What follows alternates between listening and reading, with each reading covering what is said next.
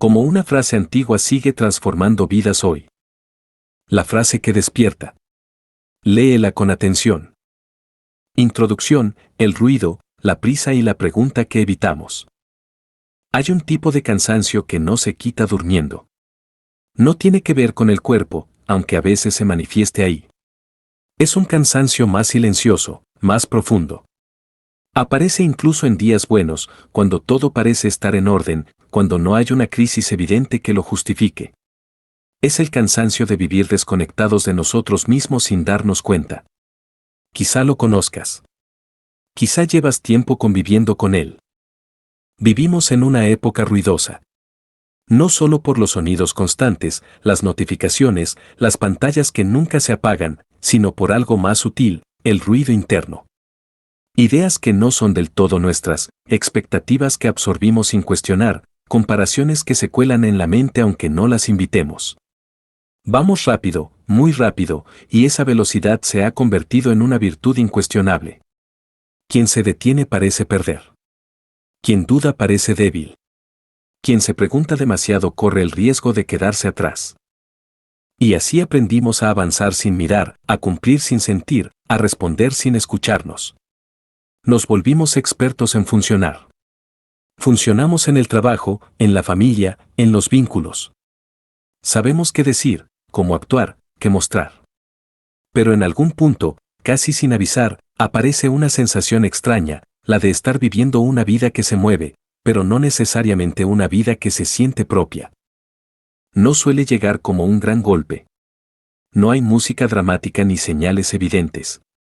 Llega como una incomodidad leve pero persistente. Una pregunta que asoma cuando todo se calma, cuando el día termina, cuando el ruido baja lo suficiente como para que algo dentro intente hablar. Muchos la ignoran. Otros la tapan con más actividad, más metas, más distracciones. Pero la pregunta sigue ahí, esperando. Paciente. Incómoda. Tal vez no se formula con palabras claras. A veces es solo una sensación, algo no encaja. Otras veces aparece como una frase suelta, ¿esto es todo? No es ingratitud. No es falta de ambición. Es otra cosa. Es la intuición de que hay una distancia creciente entre quien eres por dentro y quien estás siendo por fuera. El problema no es que no tengamos respuestas. El problema es que rara vez nos damos el espacio para hacernos las preguntas correctas. Desde pequeños aprendimos a mirar hacia afuera para orientarnos. ¿Qué se espera de mí? ¿Qué funciona? ¿Qué da resultados? ¿Qué es admirado? Y esas preguntas, aunque útiles, fueron desplazando a otras más esenciales. Preguntas que no producen aplausos inmediatos, pero sí claridad a largo plazo. ¿Quién soy cuando nadie me mira? ¿Qué deseo de verdad, más allá de lo que suena bien decir? ¿Qué parte de mí llevo tiempo postergando? Estas preguntas no son cómodas. No encajan bien en agendas apretadas ni en conversaciones superficiales. No se responden con frases rápidas ni con fórmulas universales. Exigen presencia. Exigen honestidad. Y, sobre todo, exigen detenerse. Detenerse hoy parece casi un acto de rebeldía. Vivimos en una cultura que premia la prisa y sospecha del silencio. Si no estás produciendo, mejorando, avanzando, parece que estás perdiendo el tiempo. Pero hay una verdad que muchos descubren tarde: avanzar sin dirección no es progreso, es desgaste. Puedes llegar lejos y aún así sentirte perdido. Este libro nace de esa observación y de una experiencia compartida por muchas personas, aunque cada una la viva a su manera. Personas que hicieron lo correcto, que siguieron el camino esperado, que alcanzaron metas que antes soñaban, y aún así sintieron un vacío difícil de explicar. No porque su vida estuviera mal, sino porque no estaba alineada. En algún punto de la historia humana, mucho antes de que existieran las redes sociales, los correos electrónicos o las listas interminables de tareas, alguien entendió algo fundamental: que el mayor riesgo no es equivocarse de camino, sino no saber quién camina. Esa comprensión quedó condensada en una frase breve, aparentemente simple, que ha atravesado siglos sin perder vigencia. Una frase que no ofrece soluciones rápidas ni promesas espectaculares, pero que tiene el poder de desordenar lo suficiente como para que algo verdadero emerja. No la revelaremos todavía. No porque sea un secreto exclusivo, sino porque su impacto no está en leerla, sino en estar listo para escucharla. Como muchas verdades profundas, llega mejor cuando el terreno interno está preparado. Antes de seguir, vale la pena aclarar algo: este no es un libro para arreglarte. No parte de la idea de que estés roto o incompleto. Tampoco es una invitación a huir de tu vida actual o a rechazar todo lo que has construido. Es, más bien, una pausa consciente. Un espacio para mirar con más atención, para cuestionar con más honestidad, para reconectar con una voz interna que quizá ha estado hablando en voz baja durante mucho tiempo. Habrá momentos incómodos. No porque el camino sea oscuro, sino porque mirar con sinceridad siempre remueve algo. También habrá alivio. El alivio que llega cuando dejamos de fingir con nosotros mismos, cuando empezamos a comprender por qué repetimos ciertos patrones, por qué algunas decisiones nos pesan, por qué ciertas metas, una vez alcanzadas, no nos dieron lo que prometían. La prisa nos ha hecho confundir movimiento con sentido. El ruido nos ha hecho confundir opinión externa con verdad interna. Y en medio de todo eso, evitamos una pregunta esencial no porque no sepamos formularla, sino porque intuimos que, si la respondemos con honestidad, algo tendrá que cambiar. Este libro no te dirá qué decisiones tomar. No te ofrecerá un molde nuevo para reemplazar el anterior. Su intención es más sutil y, a la vez, más profunda: ayudarte a crear las condiciones para que tus decisiones nazcan de un lugar más auténtico. Porque cuando sabes quién eres, incluso las decisiones difíciles se vuelven más claras. No más fáciles, pero sí más coherentes. Quizá al leer estas líneas algo resuene. Tal vez sientas una mezcla de curiosidad y resistencia. Es normal. Cambiar no empieza con grandes actos, sino con pequeños actos de honestidad. Leer este libro ya es uno de ellos. A lo largo de las páginas que siguen, iremos bajando el volumen del ruido externo y afinando la escucha interna. Iremos despacio, no por falta de ambición, sino por respeto al proceso.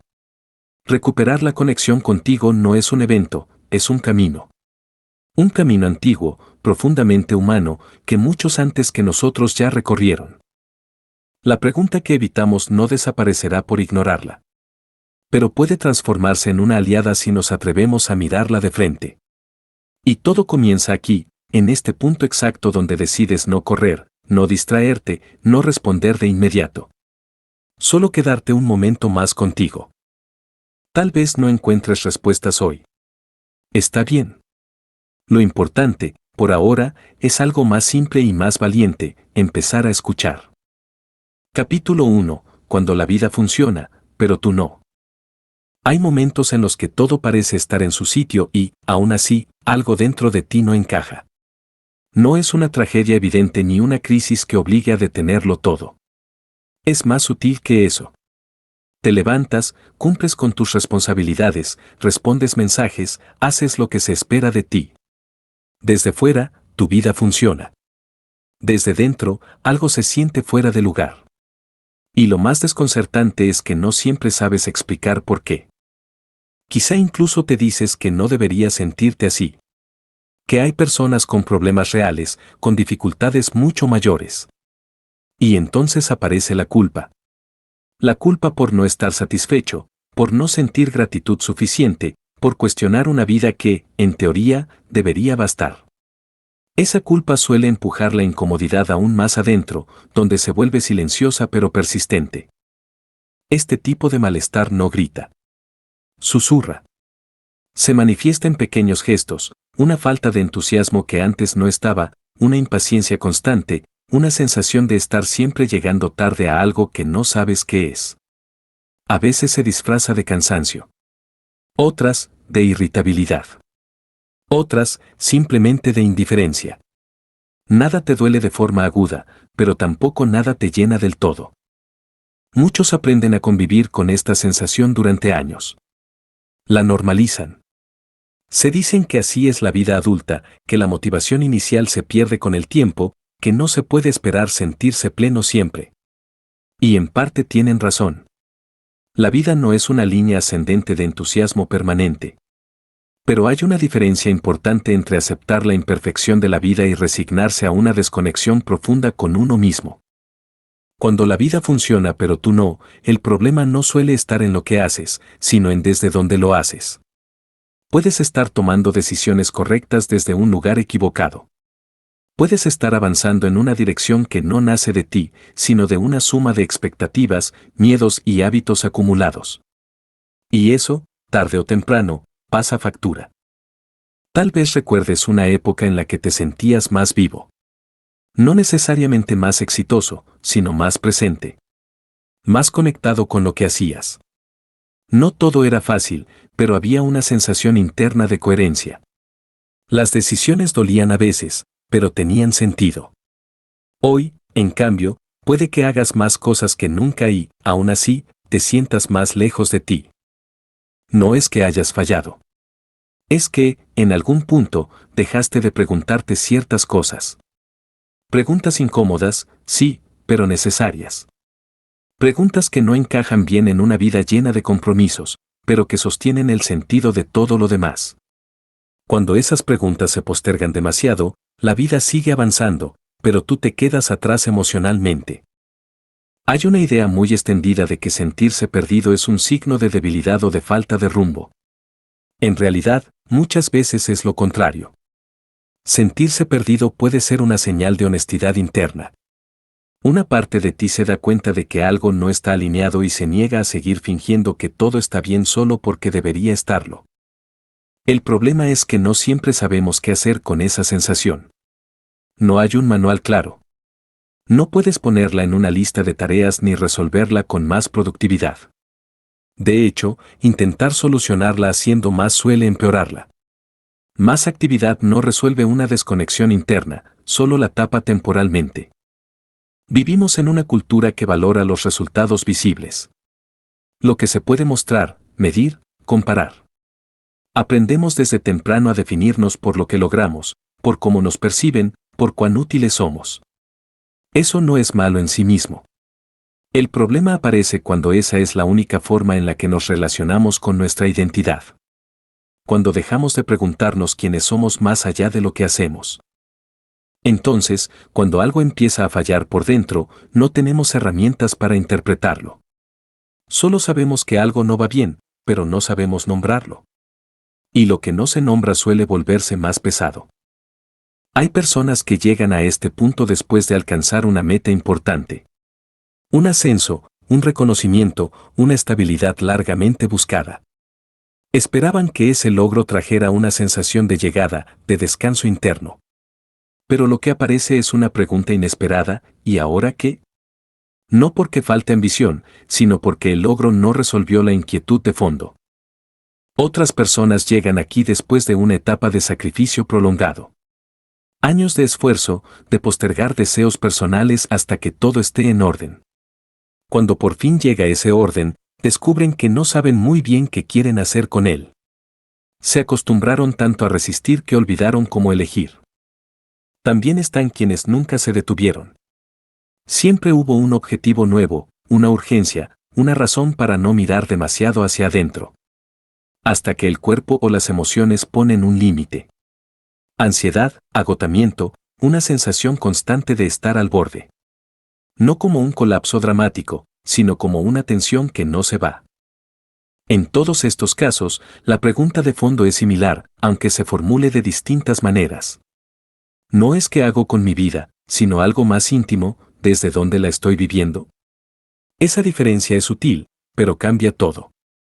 Porque no se trata de rediseñar tu vida desde cero, sino de reconectar con el lugar interno desde el cual tomas decisiones.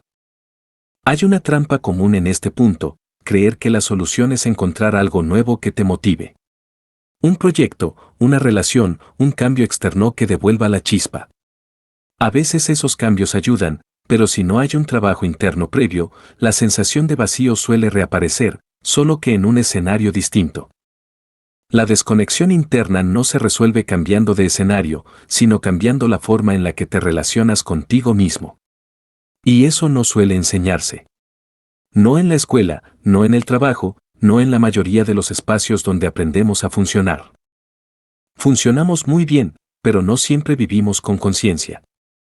Y vivir sin conciencia no significa vivir mal, pero sí vivir en automático. Significa repetir patrones sin revisarlos, tomar decisiones por inercia, confundir costumbre con deseo. A largo plazo, ese modo de vida desgasta. Quizá te reconozcas en algo de esto. O quizá no del todo, pero sientas una resonancia difícil de explicar. No hace falta encajar perfectamente en una descripción para que algo de esto sea relevante. A veces basta con una pequeña incomodidad persistente para indicar que algo pide atención. Prestar atención no significa juzgarte ni reprocharte decisiones pasadas. Significa observar con honestidad. Mirar tu vida tal como es, sin adornos ni condenas. Preguntarte no solo si está funcionando, sino si está alineada con quien eres ahora, no con quien fuiste ni con quien creíste que debía ser. Ese ahora es importante. Cambiamos con el tiempo, aunque a veces pretendamos lo contrario. Lo que tenía sentido hace 10 años puede no tenerlo hoy.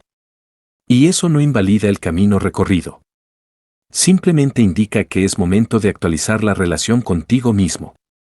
Muchas personas temen hacerse estas preguntas porque piensan que las respuestas las obligarán a romperlo todo. A dejar trabajos, relaciones, estructuras que costaron mucho construir. No siempre es así. A veces el cambio es interno, silencioso, pero profundo. Un cambio de mirada. Un ajuste en los límites. Una reconexión con valores olvidados. Otras veces sí hay decisiones externas que tomar. Pero incluso entonces, cuando el punto de partida es el autoconocimiento y no la huida, las decisiones suelen ser más serenas. No nacen del hartazgo, sino de la claridad. Cuando la vida funciona pero tú no, no es una señal de fracaso. Es una invitación. Una invitación a detenerte lo suficiente como para escucharte. No para encontrar una respuesta inmediata, sino para empezar a formular preguntas más verdaderas. Este capítulo no pretende darte soluciones rápidas. Pretende acompañarte en el reconocimiento de un estado interno que muchos viven en silencio. Nombrarlo ya es un primer paso. Porque lo que se nombra deja de ser una sombra difusa y empieza a volverse comprensible. A lo largo de este libro iremos profundizando en una idea antigua que apunta directamente a este punto de quiebre. No como una consigna motivacional, sino como una práctica viva. Una forma distinta de relacionarte contigo mismo y, desde ahí, con el mundo. Por ahora, basta con algo más simple y más honesto, reconocer si hay una distancia entre tu vida exterior y tu experiencia interior. No para corregirla de inmediato, sino para aceptarla como una señal válida. Algo dentro de ti está intentando decirte algo. Escucharlo no te hará débil. Al contrario. Requiere una fortaleza poco visible, pero profundamente transformadora. La fortaleza de dejar de funcionar en piloto automático y empezar, poco a poco, a vivir con mayor conciencia. Si este capítulo te incomodó un poco, es buena señal. No porque la incomodidad sea un fin en sí mismo, sino porque suele aparecer cuando algo verdadero se mueve. No estás solo en esta experiencia. Muchos han pasado por aquí antes, aunque no siempre lo digan en voz alta. La vida puede seguir funcionando mientras haces este trabajo interno. No necesitas detenerlo todo para empezar a escucharte. Pero sí necesitas darte permiso para cuestionar sin culpa, para sentir sin justificarte, para observar sin prisa. Ese permiso es el primer acto de coherencia. Y aunque ahora no lo parezca, puede ser el comienzo de una relación mucho más honesta contigo mismo. Capítulo 2. La herida invisible. Vivir desde lo que esperan de ti. Hay una herida que no sangra, no deja cicatrices visibles y, sin embargo, condiciona silenciosamente la forma en que vivimos. No suele nombrarse porque no parece una herida. Se confunde con responsabilidad, con madurez, con adaptación. Es la herida de aprender a vivir desde lo que esperan de nosotros antes de aprender a vivir desde lo que somos. No nace de un solo momento ni de una mala intención. Se forma poco a poco, casi con ternura, a través de elogios bien dirigidos, advertencias necesarias. Comparaciones inevitables y recompensas sutiles que nos enseñan qué partes de nosotros son aceptables y cuáles conviene esconder. Desde muy temprano entendemos algo esencial para sobrevivir emocionalmente: ser aceptados importa. Importa tanto que estamos dispuestos a ajustar gestos, palabras y deseos para no perder ese lugar. Nadie nos lo explica así, pero lo aprendemos observando. Cuando hacemos algo que agrada, llega el reconocimiento. Cuando expresamos algo que incomoda, aparece el silencio, la corrección o la desaprobación. Poco a poco, sin darnos cuenta, vamos afinando una versión de nosotros que encaja mejor. Esa versión empieza como una adaptación sana, pero con el tiempo puede convertirse en una jaula elegante. No hay villanos claros en esta historia. Padres, maestros, referentes hacen lo que pueden con lo que saben. La cultura también juega su papel. Cada entorno tiene expectativas implícitas sobre quién deberíamos ser, cómo deberíamos vivir, qué caminos son válidos y cuáles no. El problema no es que existan expectativas, sino que rara vez nos enseñan a distinguir entre escuchar al mundo y silenciarnos a nosotros mismos. Al principio, adaptarse funciona. Nos ayuda a pertenecer, a avanzar, a recibir aprobación. El conflicto aparece cuando esa adaptación se vuelve automática, cuando dejamos de revisar si lo que hacemos sigue teniendo sentido para nosotros. Entonces empezamos a vivir desde un guión aprendido, repitiendo decisiones que alguna vez fueron funcionales pero que ya no reflejan nuestra verdad interna. Vivir desde lo que esperan de ti no siempre se siente como una imposición externa. Muchas veces se vive como una voz interna. Una voz que opina, juzga, presiona. Te dice cuando algo no es suficiente, cuando ya deberías estar en otro lugar, cuando no es momento de dudar. Esa voz suele sonar convincente porque lleva años acompañándote. Pero no siempre es tuya. A veces es la suma de muchas voces antiguas que se instalaron y nunca fueron cuestionadas. Esta herida invisible se manifiesta de muchas formas. En personas que dicen sí cuando quieren decir no. En quienes eligen caminos seguros aunque algo dentro se apague. En quienes se esfuerzan constantemente por demostrar su valor, como si aún estuvieran rindiendo un examen que nunca termina. También aparece en la dificultad para tomar decisiones propias, en el miedo desproporcionado a decepcionar, en la sensación de estar viviendo una vida correcta pero ajena. Una de las consecuencias más profundas de vivir así es la desconexión progresiva del deseo auténtico.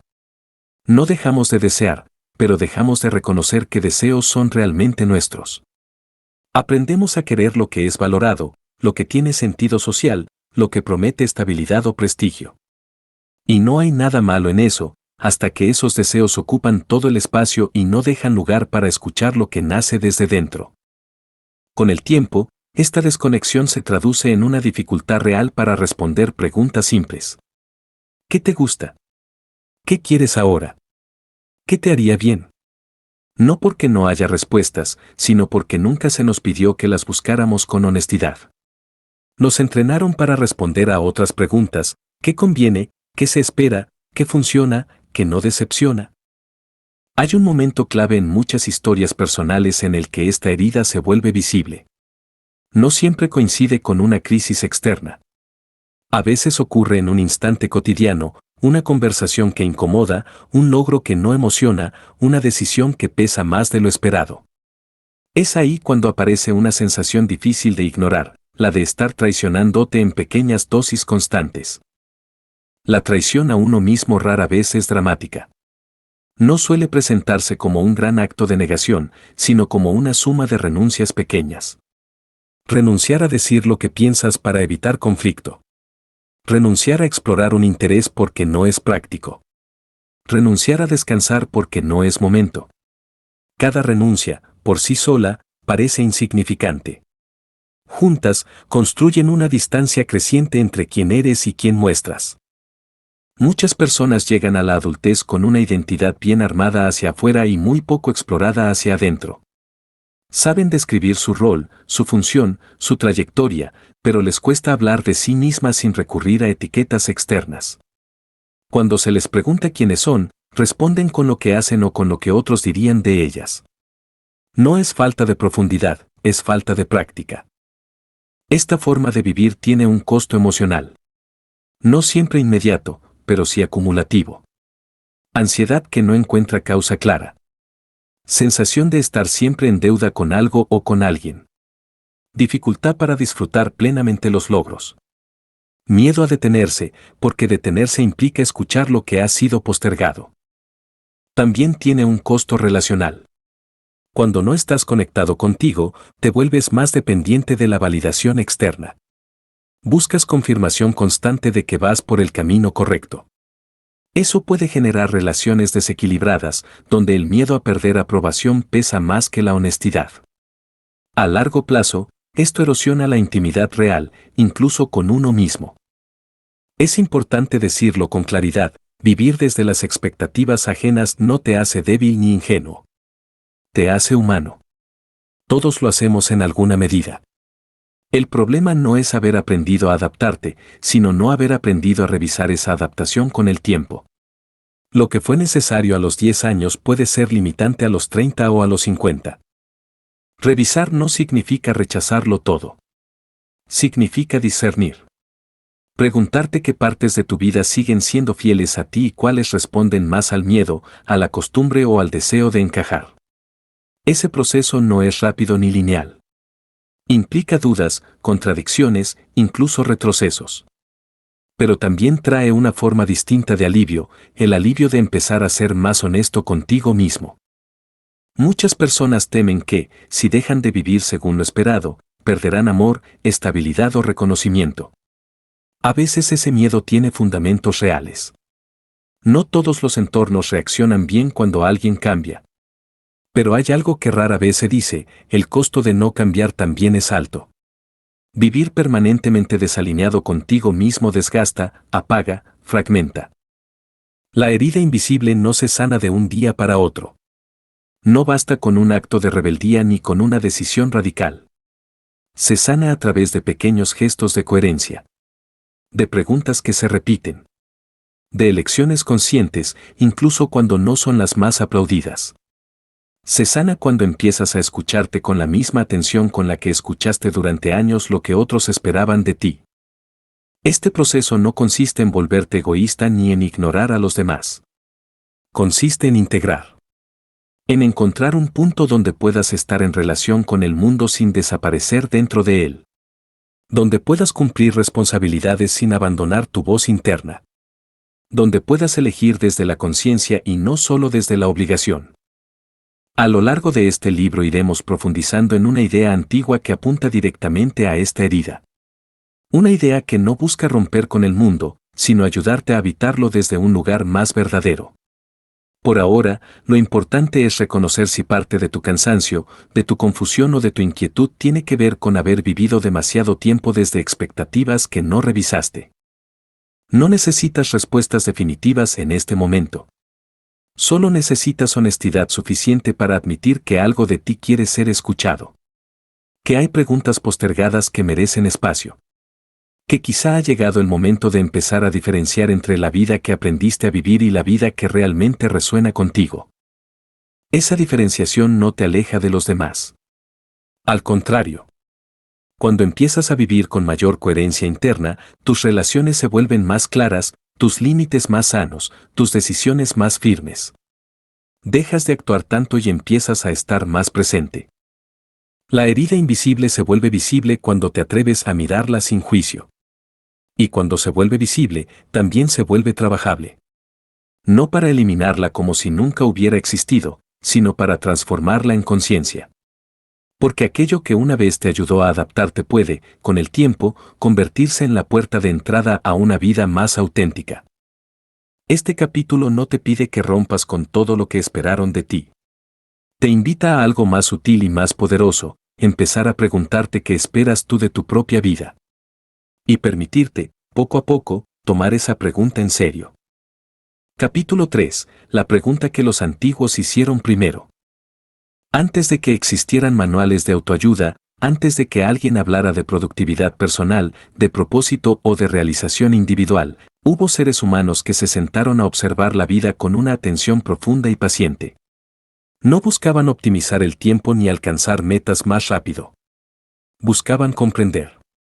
Comprender el dolor, el deseo, el miedo, la repetición de los errores, la extraña tendencia humana a alejarse de sí misma incluso cuando todo lo necesario parece estar al alcance. De esa observación nacieron preguntas. No muchas, pero sí esenciales. Preguntas que no estaban pensadas para tranquilizar, sino para despertar. Las culturas antiguas no tenían prisa. Entendían algo que hoy hemos olvidado con facilidad, que no toda pregunta necesita una respuesta inmediata y que algunas respuestas solo llegan cuando la pregunta ha sido habitada el tiempo suficiente. Por eso, en lugar de acumular explicaciones, condensaban su sabiduría en frases breves, casi austeras, que funcionaban como umbrales. No eran eslóganes. Eran puertas. Al cruzarlas, ya no eras exactamente el mismo. Lo interesante es que, a pesar de la distancia histórica, esas preguntas siguen resonando. No porque el mundo sea igual, sino porque el ser humano, en lo esencial, no ha cambiado tanto. Seguimos amando, temiendo, deseando pertenecer. Seguimos buscando sentido. Seguimos huyendo de lo que duele y persiguiendo lo que promete alivio. Y seguimos, muchas veces, evitando mirarnos con demasiada honestidad. Los antiguos sabían que antes de intentar comprender el mundo, había que comprender al observador. Que antes de pedir respuestas sobre el destino, el éxito o la felicidad, era necesario detenerse y mirar hacia adentro. No como un acto narcisista, sino como un acto de responsabilidad. Porque quien no se conoce a sí mismo termina viviendo a merced de fuerzas que no entiende. Esta intuición aparece una y otra vez, en distintas formas y lugares. En filósofos que hablaban de la vida examinada. En tradiciones espirituales que insistían en la atención plena. En relatos que advertían sobre el peligro de la ignorancia interior. No era una moda ni una coincidencia. Era una constatación nacida de la experiencia humana compartida. Lo notable es que esa pregunta original no estaba formulada para resolver un problema concreto. No prometía éxito ni protección. No decía cómo evitar el sufrimiento ni cómo alcanzar el reconocimiento. Apuntaba a algo más profundo y más incómodo, la relación que cada persona tiene consigo misma. Una relación que, si no se cuida, se distorsiona con facilidad. Hoy vivimos rodeados de respuestas. Respuestas rápidas, listas, accesibles. Sabemos qué comer, cómo entrenar, cómo organizarnos mejor. Hay métodos para casi todo. Y, sin embargo, muchas personas se sienten más perdidas que nunca. No por falta de información, sino por falta de orientación interna. Sabemos mucho, pero nos conocemos poco. Los antiguos no separaban el conocimiento del carácter. No concebían la sabiduría como acumulación de datos, sino como una forma de estar en el mundo. Saber algo implicaba encarnarlo. Entender implicaba transformarse. Por eso, la primera pregunta no era qué hacer, sino quién eres cuando haces lo que haces. ¿Desde qué lugar actúas? ¿Qué fuerzas internas te mueven, incluso cuando no eres consciente de ellas? Esa pregunta, planteada con honestidad, tiene un efecto particular, desarma las certezas superficiales. Nos obliga a reconocer contradicciones, zonas grises, motivaciones ocultas. No para juzgarlas, sino para traerlas a la luz. Porque lo que no se ve opera en la sombra, y lo que opera en la sombra suele gobernar nuestras decisiones más importantes. En nuestra época, esa pregunta resulta especialmente desafiante. No porque sea nueva, sino porque el entorno dificulta escucharla. Estamos constantemente estimulados, ocupados, distraídos. El silencio se ha vuelto incómodo. La introspección, sospechosa. Mirarse por dentro parece un lujo o una pérdida de tiempo. Y, sin embargo, nunca fue tan necesaria. Muchas personas confunden conocerse con definirse. Creen que se trata de encontrar una etiqueta, un rasgo fijo, una identidad clara que explique todo. Pero los antiguos entendían algo distinto. Conocerse no era fijarse, sino observarse en movimiento. Ver cómo reaccionas, cómo te engañas, cómo te justificas, cómo te abres o te cierras según las circunstancias. Era un proceso vivo, no una conclusión. Por eso, la pregunta original no se respondía una vez. Se practicaba. Se volvía a ella en distintos momentos de la vida, sabiendo que la respuesta de hoy no sería la misma de mañana. La identidad no era un objeto que se poseía, sino una relación que se cultivaba. Cuando perdemos ese vínculo con nosotros mismos, empezamos a vivir de forma fragmentada. Decimos una cosa y hacemos otra. Deseamos algo y perseguimos otra cosa.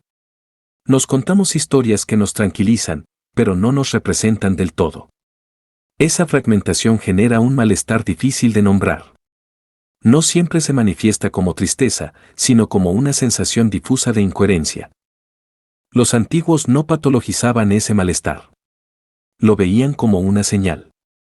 Una señal de que algo en la relación interna necesitaba atención. No intentaban eliminarla de inmediato. La escuchaban. La interrogaban. Sabían que el malestar, cuando se lo aborda con conciencia, puede convertirse en una guía. En contraste, hoy tendemos a anestesiar cualquier incomodidad rápidamente. Buscamos distracción, consumo, validación. Y aunque eso puede aliviar momentáneamente, no resuelve la causa profunda. La pregunta sigue ahí, esperando.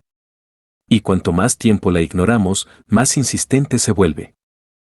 Hay algo profundamente liberador en reconocer que no estamos inventando este camino desde cero. Que otros, mucho antes, se enfrentaron a las mismas dudas esenciales. Que no estamos fallando por sentirnos desorientados en un mundo complejo. Estamos respondiendo, a nuestra manera, a una condición humana que siempre ha estado ahí. Esa continuidad histórica no debería tranquilizarnos en exceso, pero sí acompañarnos. Nos recuerda que la búsqueda de sentido no es un defecto, sino una capacidad. Que cuestionar no es sinónimo de ingratitud, sino de conciencia. Que detenerse a mirar hacia adentro no es huir de la realidad, sino prepararse para habitarla con mayor lucidez. La pregunta que los antiguos hicieron primero no pedía perfección. No exigía coherencia absoluta ni respuestas definitivas. Pedía honestidad. Una honestidad que no se logra de una vez, sino que se construye con paciencia. Una honestidad que implica reconocer tanto la luz como las sombras, sin dramatizar ni idealizar. En ese sentido, la pregunta no era moralizante. No decía cómo debería ser. Te invitaba a ver cómo eres. Y esa diferencia es crucial. Porque cuando partimos de la observación sincera, el cambio surge de forma orgánica. No como una imposición, sino como una consecuencia natural de la claridad. Muchos temen hacerse esa pregunta porque creen que revelará algo inaceptable. Un deseo prohibido, una insatisfacción incómoda, una verdad que obligará a cambiarlo todo. A veces revela cosas difíciles, sí. Pero también revela recursos olvidados, intuiciones profundas, una fuerza interna que estaba dispersa en mil direcciones. Los antiguos sabían que el mayor peligro no era descubrir una verdad incómoda, sino vivir desconectado de ella. Porque lo que no se reconoce actúa igual, pero sin conciencia. Y vivir sin conciencia es vivir reactivo, a merced de impulsos, miedos y condicionamientos no examinados. Esa es la razón por la cual la pregunta original precedía a cualquier otra. Antes de pedir orientación externa, se invitaba a revisar la orientación interna. Antes de consultar al destino, se examinaba al consultante. No como un filtro excluyente, sino como un recordatorio, ninguna respuesta externa puede compensar una relación interna descuidada. Hoy seguimos buscando oráculos modernos. Gurús, métodos, sistemas que prometen claridad. Y algunos aportan herramientas valiosas. Pero sin esa pregunta de base, incluso la mejor herramienta se vuelve superficial. Se aplica, se abandona, se reemplaza por otra. El problema no es la herramienta, sino la falta de anclaje interno. Este capítulo no busca idealizar el pasado ni proponer un regreso romántico a formas antiguas de vida. Busca rescatar una intuición esencial que sigue siendo válida. Una intuición que atraviesa culturas y épocas porque responde a una necesidad humana constante, la necesidad de comprenderse para poder vivir con mayor coherencia. A medida que avancemos, esa pregunta se irá volviendo más concreta, más encarnada. No como una consigna abstracta, sino como una práctica cotidiana. Pero por ahora, basta con reconocer su lugar. Entender por qué fue lo primero. Porque, antes de cualquier consejo, cualquier norma o cualquier promesa, alguien decidió grabarla, transmitirla, repetirla. No porque fuera fácil, sino porque era necesaria. Si sientes que algo de esto resuena, no intentes apresurar una respuesta. Permítete, en cambio, quedarte un momento con la incomodidad fértil que produce una buena pregunta. Esa incomodidad no es un error. Es una señal de que algo dentro de ti está despertando. Los antiguos confiaban en ese proceso. Sabían que quien se atreve a mirarse con honestidad ya ha dado el paso más difícil. Todo lo demás, con tiempo y atención, encuentra su lugar. Capítulo 4. La frase que no promete comodidad, sino verdad. Hay frases que suenan bien y frases que hacen algo más profundo, incomodan. No porque sean agresivas, sino porque no se pueden esquivar con facilidad. No acarician el ego ni ofrecen consuelo inmediato. No prometen que todo estará bien si sigues ciertos pasos. Te colocan frente a un espejo y te dejan ahí, sin distracciones. La frase que vamos a explorar ahora pertenece a ese segundo grupo. Ha sobrevivido siglos no porque sea bonita, sino porque es radicalmente honesta. La frase es sencilla, casi austera. No tiene adornos ni explicaciones adicionales. No viene acompañada de instrucciones detalladas ni de advertencias.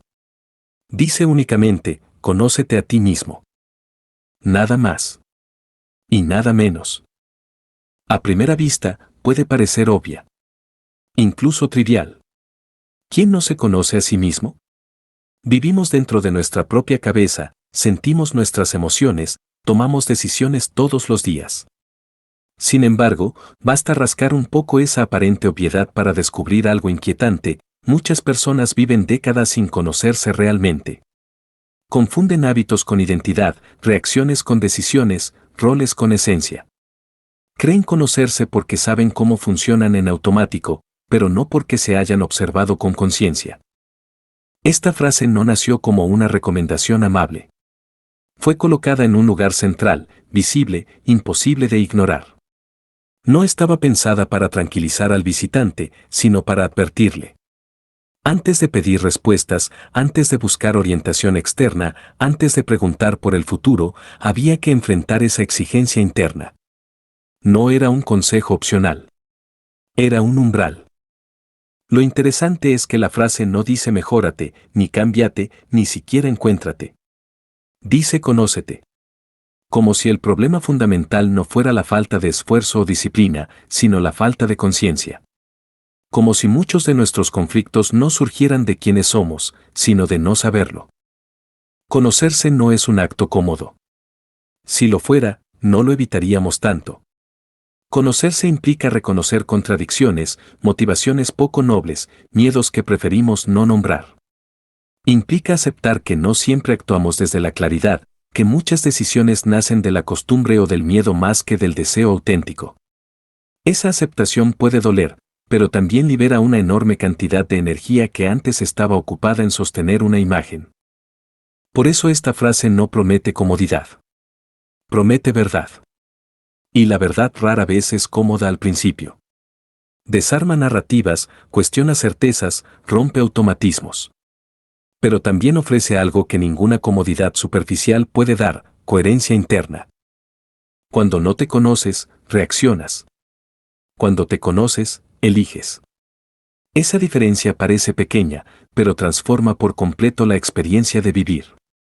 Reaccionar es vivir empujado por estímulos externos, por impulsos no examinados, por expectativas heredadas. Elegir implica detenerse un segundo más, observar qué se mueve dentro de ti y actuar desde ahí, incluso cuando no es lo más fácil. Muchas personas confunden conocerse con pensarse demasiado.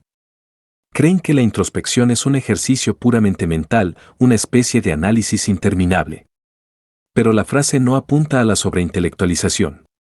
Apunta a la observación honesta. A notar patrones. A reconocer emociones cuando aparecen.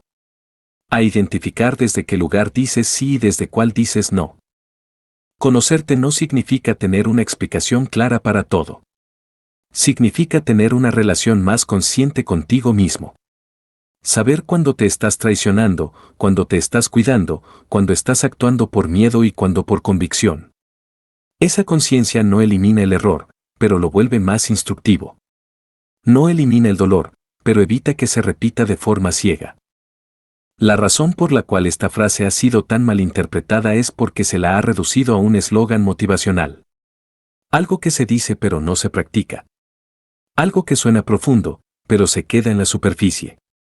Sin embargo, en su contexto original, era una exigencia ética. Un recordatorio constante de que vivir sin conciencia de uno mismo es vivir incompleto. Hoy, esa exigencia sigue siendo relevante, quizá más que nunca. Vivimos en un entorno que fomenta la desconexión interna.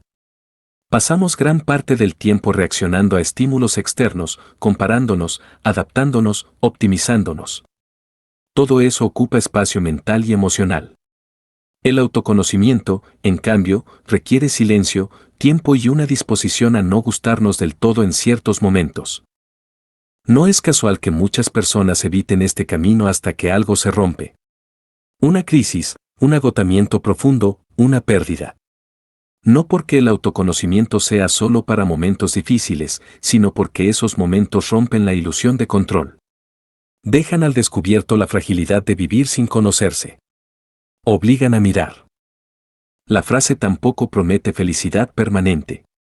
No dice que conocerte te hará sentir bien todo el tiempo. De hecho, a veces ocurre lo contrario.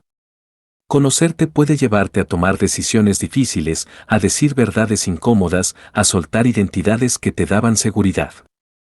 Pero esas decisiones, aunque duelan, suelen traer una forma distinta de paz, la paz de no estar en guerra contigo mismo. Hay algo profundamente transformador en dejar de mentirte. No de forma dramática, sino en lo cotidiano. Dejar de justificar lo que no te hace bien. Dejar de racionalizar elecciones que te alejan de ti. Dejar de repetir historias que ya no te representan. Esa honestidad no te vuelve perfecto, pero te vuelve íntegro. La frase no te dice qué hacer con lo que descubras. No te da un plan. Y eso es intencional. Porque cada vida es distinta. Cada contexto tiene sus propios límites y posibilidades. El autoconocimiento no prescribe soluciones universales. Te devuelve la capacidad de discernir por ti mismo. En ese sentido, esta frase es profundamente respetuosa. No te infantiliza. No te promete que alguien más tendrá las respuestas por ti. Te reconoce como un ser capaz de observarse, de aprender, de corregir. Te devuelve una responsabilidad que puede dar miedo, pero que también empodera. Conocerte a ti mismo no es un destino al que se llega. Es una práctica que se renueva. Hay capas que solo se revelan con el tiempo, con la experiencia, con el error. Pretender conocerte por completo sería otra forma de ilusión. Lo que importa no es llegar a una versión final, sino mantener abierta la relación. Muchas personas preguntan, ¿y qué pasa si no me gusta lo que encuentro? Es una pregunta honesta. La respuesta no es tranquilizadora, pero sí realista. A veces no nos gustamos. A veces descubrimos en nosotros rasgos que preferiríamos no tener. Pero negarlos no los elimina. Conocerlos, en cambio, abre la posibilidad de transformarlos. La transformación auténtica no nace del rechazo, sino de la comprensión. No cambias lo que odias de ti, cambias lo que entiendes. Y para entender, primero hay que mirar sin juicio excesivo. La frase no pide indulgencia, pero tampoco castigo. Pide atención. En un mundo que constantemente te dice quién deberías ser, esta frase te invita a descubrir quién eres. No para encerrarte en una identidad fija, sino para actuar con mayor coherencia. Cuando sabes desde dónde te mueves, incluso los cambios externos se vuelven más claros. Sabes qué cambiar y qué sostener.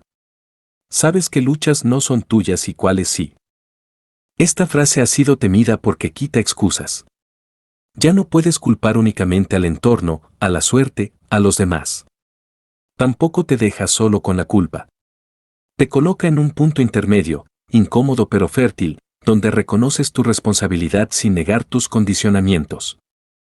Quizá por eso sigue siendo vigente. Porque no se adapta a modas. No promete soluciones rápidas. No se deja domesticar fácilmente. Cada generación intenta reinterpretarla, suavizarla, hacerla más digerible. Y cada generación descubre que su fuerza está justamente en no hacerlo. Conocerte a ti mismo no te hará mejor que otros. No te hará más especial. Te hará más real. Y en un mundo lleno de representaciones, la realidad tiene un peso particular. Se siente. Se nota. Genera confianza, incluso cuando hay dudas. Este capítulo no pretende convencerte de nada. Solo presentarte la frase tal como es, sin adornos ni promesas falsas. Lo que hagas con ella es una decisión personal. Puedes leerla y seguir adelante como si nada. O puedes permitir que te acompañe, que te cuestione, que te incomode en momentos inesperados. La frase no grita. No persigue. Espera. Y cuando estás listo, cuando el ruido baja lo suficiente, cuando la prisa ya no te protege del todo, vuelve a aparecer. No como una orden, sino como una invitación persistente. Conócete a ti mismo. No para juzgarte. No para corregirte compulsivamente. Sino para dejar de vivir a ciegas dentro de tu propia vida. En los próximos capítulos iremos explorando qué significa realmente llevar esta frase a la práctica, cómo se manifiesta en historias reales, qué resistencias despierta y qué posibilidades abre. Por ahora, basta con dejarla resonar. Sin responderla. Sin domesticarla. Permitiendo que haga lo que siempre ha hecho mejor, decir la verdad, incluso cuando no es cómoda. Capítulo 5. Desmontando la frase, palabra por palabra. Hay frases que se entienden demasiado rápido y, por eso mismo, se entienden mal. Las leemos, asentimos, seguimos adelante. Creemos haberlas integrado cuando en realidad solo las reconocimos. La frase que atraviesa este libro corre ese riesgo. Su brevedad engaña. Parece simple, casi evidente, y sin embargo encierra una complejidad que solo se revela cuando se la mira con calma, cuando se la desmonta sin prisa, palabra por palabra, como quien abre un objeto antiguo para comprender cómo funciona por dentro. Conocerte a ti mismo. 3 partes. 3 puertas. Cada una conduce a una dimensión distinta de la experiencia humana. Juntas forman una exigencia que no admite atajos. Separadas, permiten entender por qué esta frase no es una consigna motivacional, sino una práctica profunda que atraviesa la vida entera. Empecemos por el verbo. Conocer. Conocer no es acumular información. No es tener datos, etiquetas o explicaciones rápidas. No es poder describirte con precisión en una conversación social ni completar un perfil con rasgos bien definidos. Conocer, en su sentido más profundo, implica relación. Implica cercanía. Implica tiempo compartido. Uno no conoce de verdad aquello con lo que no se ha encontrado una y otra vez, en distintos estados, bajo distintas circunstancias. Conocer es distinto de pensar. Pensar puede ser abstracto, distante. Conocer es experiencial. Tiene que ver con observar cómo reaccionas cuando algo no sale como esperabas, con notar qué emoción aparece primero cuando te sientes amenazado, con reconocer qué te mueve cuando nadie te está mirando. Es un tipo de saber que no se obtiene leyendo sobre uno mismo, sino estando presente en la propia experiencia. Conocer también implica aceptar que hay zonas que preferirías no ver. Nadie se conoce solo a través de sus virtudes. Conocerse es reconocer la impaciencia, la envidia ocasional, la necesidad de aprobación, el miedo a no ser suficiente. No para recrearse en ello, sino para dejar de actuar como si no existiera. Lo que no se reconoce suele gobernar desde la sombra. Hay una diferencia importante entre conocerte y controlarte. Muchas personas confunden autoconocimiento con autocontrol. Creen que observarse es una forma de vigilarse, de corregirse constantemente, de no permitirse fallas. Pero conocer no es censurar. Es iluminar. El control nace del miedo. El conocimiento nace de la atención.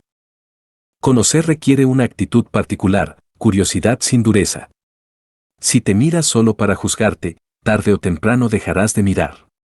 Nadie se expone voluntariamente a un juicio constante.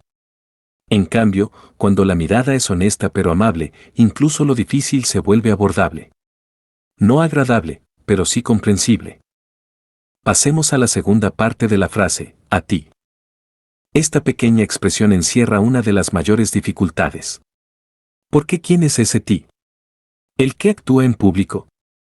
¿El que cumple roles? ¿El que responde correos, cuida a otros, produce resultados? ¿O hay algo más íntimo, menos visible, que rara vez tiene espacio para expresarse? Cuando la frase habla de ti, no se refiere a una versión ideal ni a una identidad congelada. Se refiere al ser humano concreto que vive esta vida específica, con su historia, sus condicionamientos, sus contradicciones. Al ti que siente antes de explicar. Al ti que reacciona antes de pensar. Al ti que desea cosas que no siempre encajan con la imagen que proyecta. El problema es que muchas personas han aprendido a vivir desconectadas de ese ti. No por mala voluntad, sino por adaptación. Desde temprano entendieron que ciertas partes eran más aceptables que otras, que algunos deseos convenía ocultarlos, que ciertas emociones eran incómodas para el entorno. Poco a poco, ese ti se fue fragmentando. Una parte visible, funcional, social. Otra parte privada, callada, a veces ignorada. Conocerte a ti implica reunir esas partes. No para fusionarlas en una identidad perfecta, sino para permitir que dialoguen. Significa reconocer que no eres solo lo que muestras ni solo lo que escondes. Eres la tensión entre ambas cosas. Y esa tensión, cuando se reconoce, se vuelve una fuente de energía creativa en lugar de un conflicto silencioso. El ti de la frase no es estático. Cambia con el tiempo. Lo que hoy te representa quizá no lo haga dentro de 10 años. Conocerte no es fijarte en una definición, sino acompañarte en ese cambio. Muchas personas sufren porque intentan ser coherentes con versiones pasadas de sí mismas que ya no existen. El autoconocimiento auténtico permite soltar esas lealtades innecesarias. También es importante notar que el ti no se construye en aislamiento. Somos seres relacionales. Nos definimos en interacción con otros. Pero hay una diferencia entre ser influido y ser determinado. Conocerte a ti mismo no significa cerrarte al mundo, sino saber cómo te afecta. Saber qué tomas y qué devuelves. Saber dónde terminan las expectativas ajenas y dónde empieza tu responsabilidad interna. Ahora llegamos a la tercera parte, mismo. Esta palabra suele pasar desapercibida, pero es clave. Mismo indica identidad, continuidad, coherencia. No habla de un yo idealizado, sino de un yo real que se mantiene presente a través de las distintas situaciones. Conocerte a ti mismo implica reconocer ese hilo interno que atraviesa tus experiencias, incluso cuando cambian los escenarios. El mismo también señala una exigencia de honestidad. No conocerte como te gustaría ser, sino como eres. No como te describes cuando estás inspirado, sino como actúas cuando estás cansado, frustrado o asustado. Ahí se revela mucho más de quién eres que en tus mejores intenciones. Esta parte de la frase confronta una tendencia muy humana, la de identificarnos con nuestros momentos más luminosos y distanciarnos de los más oscuros. Decimos eso no soy yo cuando algo nos incomoda. Pero conocerte a ti mismo implica integrar esas zonas. No para justificarlas, sino para asumirlas como parte del paisaje interno. El mismo también tiene que ver con coherencia en el tiempo. No en el sentido rígido de no cambiar, sino en el sentido profundo de actuar alineado con tus valores. Puedes cambiar de opinión, de rumbo, de deseos. Lo que importa es que esos cambios nazcan de una escucha interna y no de una reacción impulsiva o de una presión externa no examinada. Cuando juntas las tres partes de la frase, su alcance se vuelve más claro. Conocerte a ti mismo no es un ejercicio intelectual ni un proyecto de mejora personal. Es una práctica de presencia. Requiere detenerse, observar, aceptar, ajustar. No una vez, sino muchas. A lo largo de la vida. Por eso esta frase no se agota. No se cumple. No hay un punto en el que puedas decir, ya está, ya me conozco. Cada etapa trae nuevos desafíos, nuevas reacciones, nuevas capas. Lo que ayer era invisible hoy se vuelve evidente. Lo que hoy parece claro mañana puede cuestionarse. Y eso no es un fracaso del proceso, sino su naturaleza. Desmontar la frase también implica reconocer lo que no es. No es una invitación al narcisismo. Mirarte no es idolatrarte. De hecho, cuanto más te conoces, menos necesidad tienes de demostrar. Tampoco es una excusa para justificar cualquier comportamiento con la frase así soy yo. Conocerte no te exime de responsabilidad, la profundiza. Tampoco es una promesa de control total. Conocerte no significa anticipar todas tus reacciones ni eliminar la sorpresa. Seguimos siendo humanos, atravesados por emociones, contextos, relaciones. La diferencia es que, con mayor conciencia, esas reacciones no te gobiernan de la misma manera. Puedes reconocerlas, aprender de ellas, elegir con mayor libertad. Hay un punto importante que suele pasarse por alto: conocerte a ti mismo no ocurre solo en la introspección silenciosa. Ocurre también en la acción. En cómo te comportas bajo presión. En cómo respondes al conflicto. En cómo manejas el poder, la frustración, el éxito. La vida cotidiana es uno de los espejos más honestos que existen. Por eso, el autoconocimiento no se trata de retirarte del mundo para observarte, sino de estar en el mundo con atención. De usar cada experiencia como información. No para juzgarte, sino para entenderte mejor. Cada reacción es un dato. Cada emoción, una señal. Cada repetición, una pista. Muchas personas buscan conocerse esperando encontrar una versión ideal que les dé seguridad. Cuando descubren ambivalencias, dudas, contradicciones, se decepcionan. Pero esa decepción nace de una expectativa equivocada. El objetivo no es eliminar la complejidad, sino habitarla con mayor conciencia. La frase no te promete claridad permanente. Te promete un camino hacia una relación más honesta contigo mismo. Y esa relación, aunque a veces sea incómoda, es profundamente estabilizadora. Cuando sabes quién eres, no porque tengas todas las respuestas, sino porque te escuchas, el mundo externo deja de sacudirte con la misma fuerza. Desmontar la frase palabra por palabra no es un ejercicio académico. Es una invitación a tomarte en serio como sujeto de tu propia vida. A dejar de vivir solo desde lo que haces y empezar a vivir también desde lo que eres. No como una identidad fija, sino como una experiencia en constante evolución. En los próximos capítulos veremos cómo esta frase se encarna en historias reales, cómo se enfrenta a resistencias concretas, cómo se traduce en prácticas posibles. Pero nada de eso tendría sentido sin esta base. Sin entender que conocerte a ti mismo no es una consigna superficial, sino una tarea profunda que atraviesa cada decisión, cada vínculo, cada etapa. Si hasta aquí algo se ha movido, no intentes cerrarlo con una conclusión rápida. Permite que la frase siga desplegándose dentro de ti. Como toda verdad profunda, no se impone. Se revela con el tiempo, cuando encuentra un espacio dispuesto a recibirla. Capítulo 6. Cuando alguien se atreve a mirarse. Las ideas se vuelven reales cuando encuentran un cuerpo. Las frases cobran sentido cuando atraviesan una vida concreta. Hasta ahora hemos hablado de conceptos, de preguntas, de una frase antigua que insiste en no dejarnos tranquilos. Pero hay un punto en el que toda reflexión necesita tocar tierra. Necesita encarnarse en historias reales, imperfectas, llenas de matices. No para idealizar procesos, sino para mostrar cómo se manifiesta el autoconocimiento cuando alguien se atreve, de verdad, a mirarse. Las personas que aparecen en este capítulo no son héroes ni modelos a seguir. No lo hicieron bien todo el tiempo. Dudaron, se resistieron, retrocedieron más de una vez. Justamente por eso sus historias importan. Porque muestran que el cambio no ocurre como un momento épico, sino como una serie de pequeñas decisiones internas que, acumuladas, transforman la manera de vivir. La primera historia comienza con una sensación que muchos reconocen, aunque pocos nombran. Clara tenía 39 años cuando empezó a despertarse con una opresión leve en el pecho. No era ansiedad en el sentido clínico, ni un ataque de pánico. Era algo más difuso. Una incomodidad persistente que aparecía cada mañana, justo antes de levantarse. Su vida estaba ordenada. Trabajo estable, reconocimiento profesional, una rutina clara. No había nada mal en el sentido evidente. Y sin embargo, cada día le costaba un poco más empezar. Durante mucho tiempo interpretó esa sensación como cansancio. Trabajaba mucho, se decía. Era normal.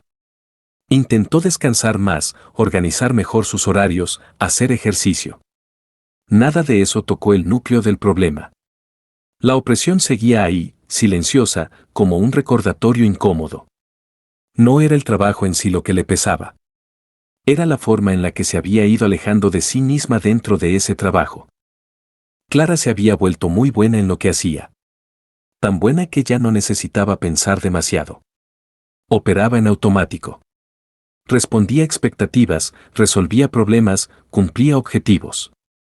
Lo que había perdido era el contacto con la parte de ella que alguna vez se sintió curiosa, viva, creativa. Cuando se permitió reconocer eso, sin juzgarse, algo se aflojó. No dejó su trabajo. No hizo un cambio radical inmediato. Empezó por algo más simple y más difícil, admitir que ya no estaba escuchándose. Ese reconocimiento no la liberó de golpe. Al principio la incomodó más. Ver con claridad la distancia entre su vida externa y su experiencia interna dolía. Pero también le devolvió algo que había perdido, la capacidad de elegir con conciencia. Empezó a hacer pequeños ajustes. A decir no a ciertas tareas que no le correspondían. A recuperar espacios creativos fuera del trabajo. A preguntarse, antes de aceptar algo nuevo, desde donde estaba diciendo que sí. Con el tiempo, la opresión matinal fue cediendo. No porque todo fuera perfecto, sino porque ya no se estaba traicionando de forma constante. La segunda historia es distinta en forma, pero no en fondo. Marcos tenía 27 años y una sensación persistente de no estar a la altura. No importaba lo que lograra. Siempre parecía insuficiente. Vivía comparándose, midiendo cada paso en función de lo que otros hacían o parecían hacer. Las redes sociales amplificaban esa sensación. Siempre había alguien más avanzado, más seguro, más exitoso. Marcos se exigía sin descanso, convencido de que si se detenía un segundo, todo se vendría abajo. El problema no era la ambición. Era la falta de contacto con sus propias motivaciones.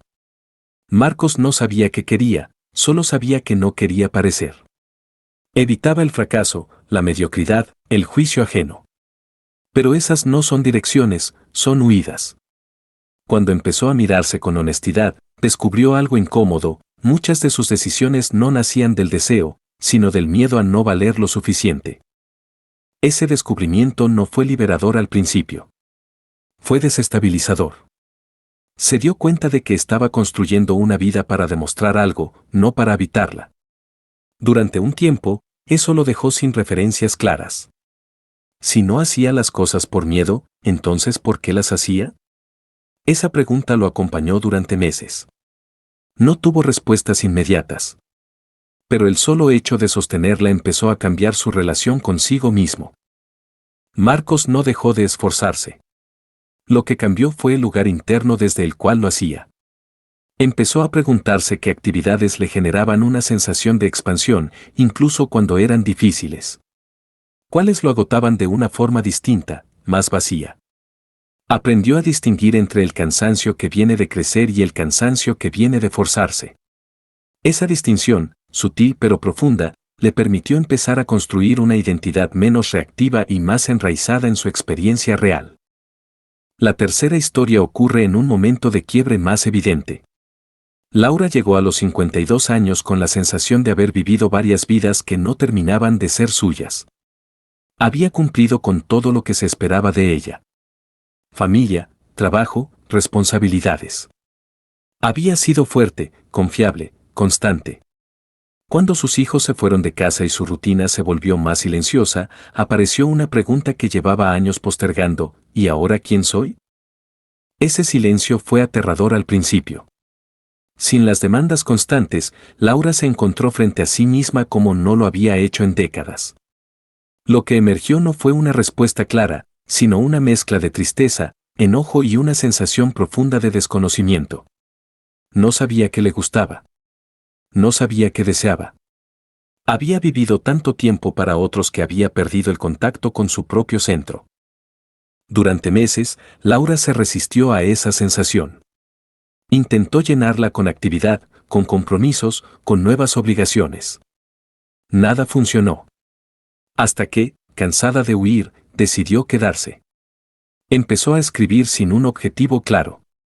A caminar sin rumbo. A escuchar música que no tenía ninguna función práctica. Al principio se sentía inútil, culpable. Con el tiempo, empezó a sentirse viva de una forma distinta. Conocerse, para Laura, no fue un proceso de grandes revelaciones, sino de reencuentros pequeños. Recordó intereses antiguos, deseos postergados, partes de sí que había considerado irrelevantes. No se trató de reinventarse, sino de reconocerse. De integrar todo lo vivido sin quedar atrapada en ello. Ese proceso no eliminó la tristeza de ciertos duelos, pero le dio un sentido nuevo a la etapa que estaba comenzando. Estas historias tienen algo en común. Ninguna comenzó con una certeza. Todas comenzaron con una incomodidad. Un malestar que no se resolvía con soluciones externas.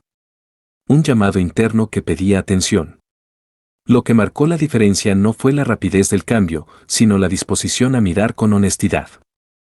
Mirarse no significa quedarse encerrado en uno mismo. Significa observar cómo te relacionas con el mundo. Cómo eliges, cómo reaccionas, cómo te justificas.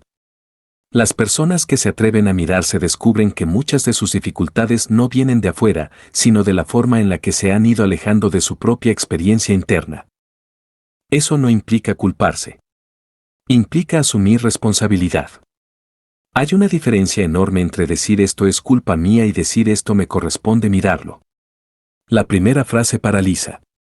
La segunda abre posibilidades. El autoconocimiento no busca culpables, busca claridad. También hay algo importante que estas historias muestran: el cambio no suele ser espectacular. No hay un antes y un después claramente delimitados. Hay un proceso. Días de claridad y días de confusión. Momentos de avance y momentos de duda. Lo que se transforma no es solo la circunstancia externa, sino la relación con uno mismo. Y esa relación, una vez que se vuelve más honesta, rara vez vuelve a ser como antes. Muchas personas esperan que conocerse a sí mismas las haga sentir seguras todo el tiempo. Lo que suele ocurrir es distinto. Al principio, el autoconocimiento genera más preguntas que respuestas. Desarma certezas que funcionaban como muletas. Eso puede dar vértigo. Pero también devuelve algo esencial: la capacidad de estar presente incluso en la incertidumbre. Las personas que se atreven a mirarse no eliminan el miedo, pero dejan de huirle. No eliminan la duda, pero aprenden a convivir con ella sin traicionarse.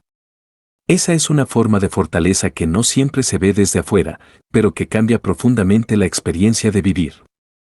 Estas historias no están aquí para que te identifiques con cada detalle. Están aquí para mostrar que el proceso es posible, que no está reservado para unos pocos, que no requiere una personalidad especial ni una crisis monumental. Requiere, eso sí, una disposición a detenerse y a escuchar. Quizá al leer alguna de estas experiencias algo resonó en ti. Tal vez no de forma clara, pero sí como una sensación. No intentes traducirla de inmediato en una acción. Permite que se quede. El reconocimiento es el primer paso. No el más visible, pero sí el más importante. Conocerte a ti mismo no te convierte en alguien distinto de la noche a la mañana. Te convierte, poco a poco, en alguien más presente en su propia vida. Y esa presencia, aunque silenciosa, tiene un impacto profundo. En cómo decides, en cómo te relacionas, en cómo atraviesas los momentos difíciles. Las historias continúan. No se cierran con finales perfectos. Siguen abiertas, como toda vida real. Pero algo cambió de forma irreversible en cada una de estas personas: dejaron de vivir de espaldas a sí mismas. Y ese gesto, sencillo y radical a la vez, marca una diferencia que se siente en cada paso posterior. Si este capítulo deja una huella, que sea esta: No necesitas tener todo claro para empezar a mirarte. Solo necesitas la valentía de no seguir ignorando lo que ya estás sintiendo. A partir de ahí, el camino se construye paso a paso, con más honestidad que prisa, con más presencia que promesas. Capítulo 7. El miedo a mirarse de frente. Hay un miedo del que casi no se habla porque no se presenta como miedo. No acelera el pulso de forma evidente ni paraliza el cuerpo. Es más discreto. Se disfraza de distracción, de racionalización, de aplazamiento constante. Es el miedo a mirarse de frente. No a mirarse superficialmente, no a pensarse en abstracto, sino a sostener la mirada el tiempo suficiente como para que aparezca algo verdadero. Este miedo no nace de la debilidad, sino de la intuición. Intuimos que si nos miramos de verdad, algo va a cambiar. Y el cambio, incluso cuando es necesario, genera resistencia. No porque lo nuevo sea malo, sino porque lo conocido, aunque duela, ofrece una sensación engañosa de control. Mirarse de frente implica dejar de escapar. Y escapar no siempre significa huir físicamente. Muchas veces escapamos llenando la agenda, ocupando cada espacio mental, justificando cada decisión con argumentos razonables. Escapamos cuando decimos no es el momento, cuando prometemos que más adelante nos escucharemos, cuando convertimos la introspección en una tarea pendiente que nunca llega a ejecutarse. El miedo aparece porque mirarse no garantiza respuestas cómodas. No hay promesa de alivio inmediato.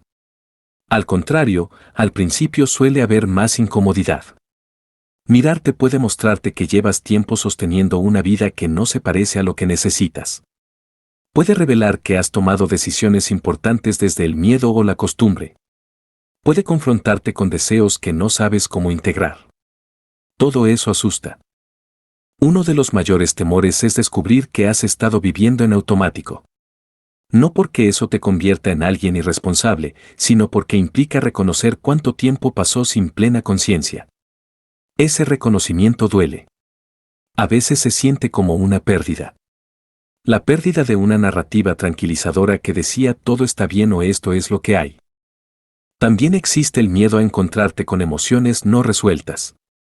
Tristezas antiguas, enojos contenidos, decepciones que nunca tuvieron espacio. Mirarte de frente implica abrir la puerta a esas emociones. No para quedarte atrapado en ellas, sino para dejar de cargarlas sin saberlo. Pero antes de que eso ocurra, aparece la resistencia. Hay quienes temen mirarse porque creen que descubrirán que no son quienes pensaban. Que su identidad se tambaleará. Y en cierto sentido, eso puede ocurrir. No porque no haya nada sólido en ti, sino porque algunas identificaciones eran prestadas. Roles, expectativas, versiones de ti que funcionaron durante un tiempo, pero que ya no representan lo que eres. Soltarlas genera vértigo.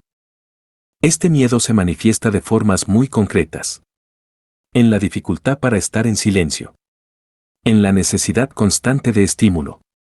En la tendencia a buscar respuestas externas antes de hacer preguntas internas. En la impaciencia cuando una reflexión no produce resultados inmediatos. Todas esas son formas de evitar el encuentro directo con uno mismo. La cultura actual no ayuda. Valora la acción constante, la optimización, el avance visible. Mirarse de frente parece improductivo. No se puede medir fácilmente. No se puede mostrar. No genera aplausos inmediatos. Y sin embargo, es una de las acciones más transformadoras que existen. Es importante entender que este miedo no es un enemigo a vencer. Es una señal. Indica que está cerca de algo importante. Si no hubiera nada relevante en juego, no habría resistencia.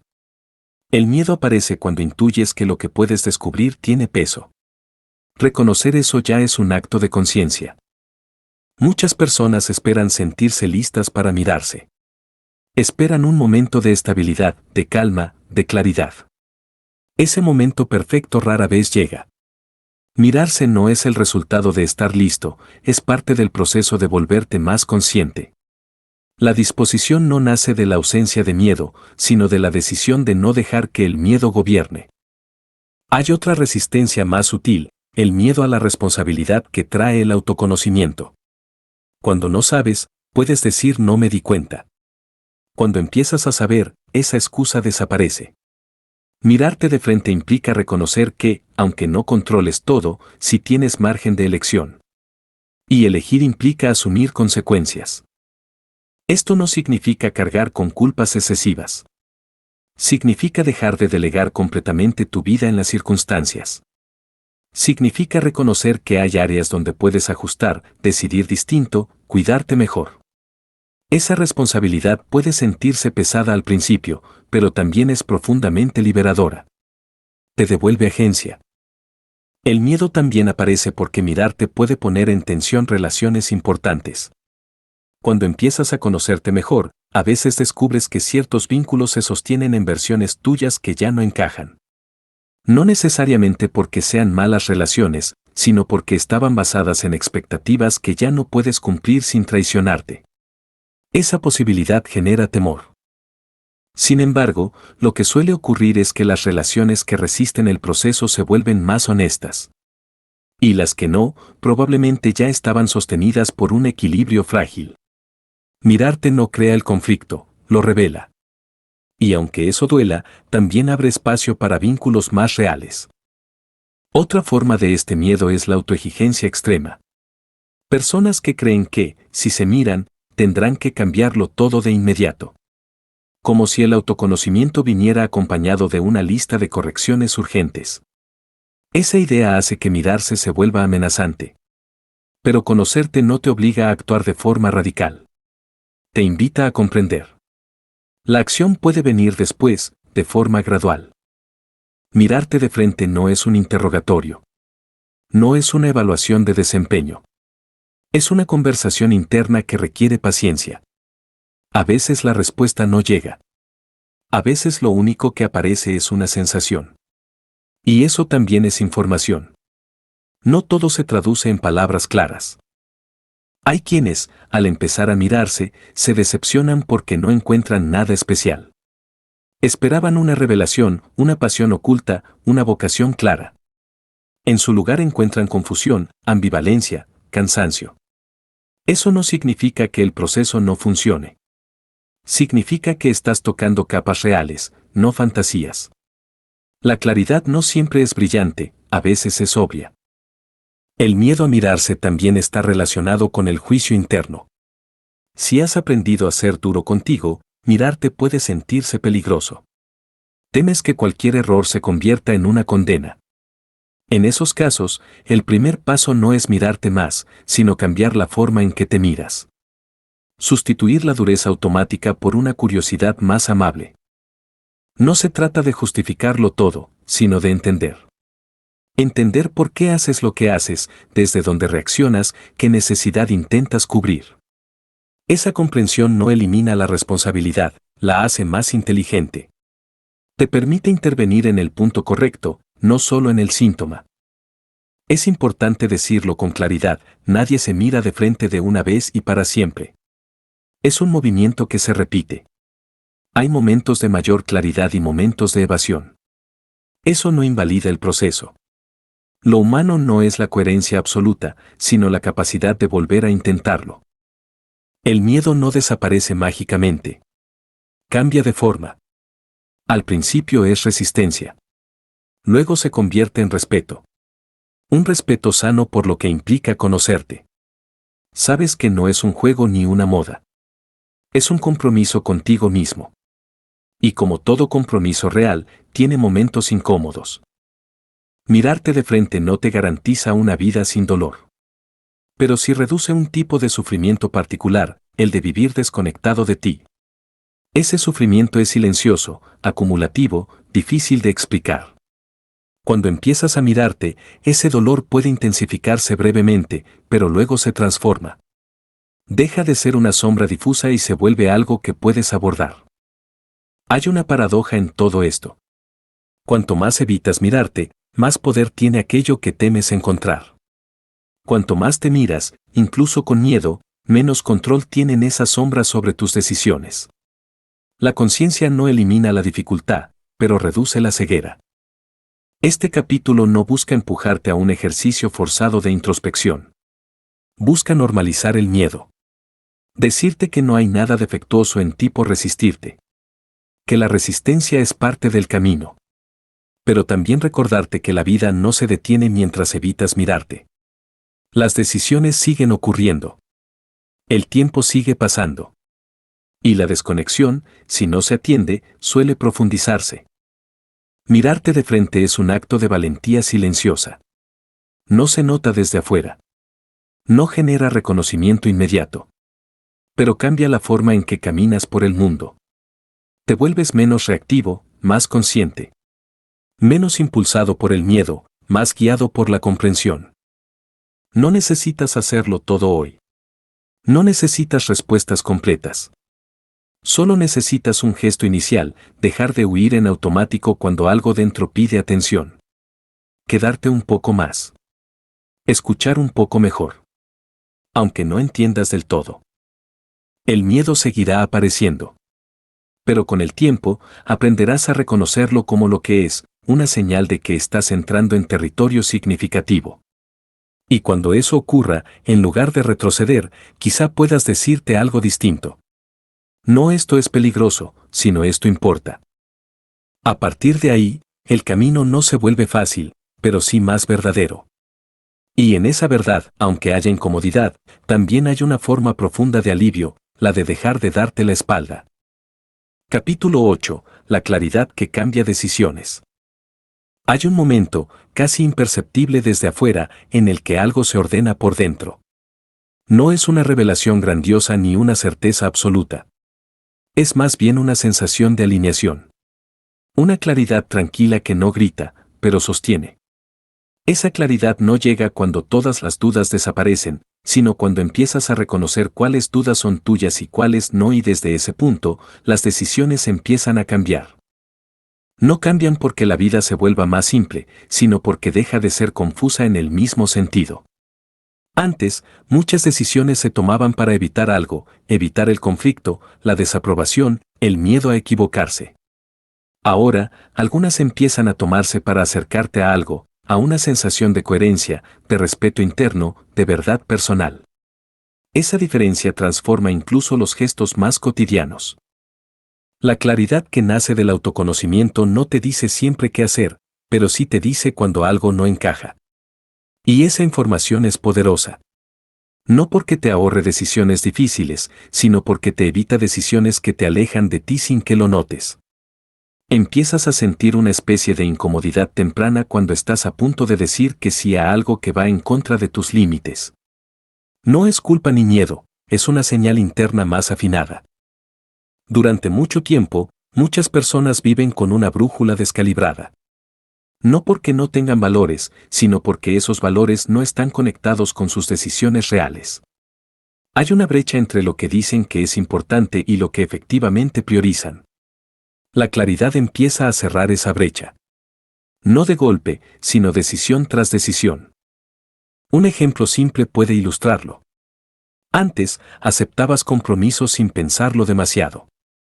Decías que sí por inercia, por costumbre, por no incomodar. Luego venía el cansancio, el resentimiento silencioso, la sensación de estar siempre dando más de lo que puedes.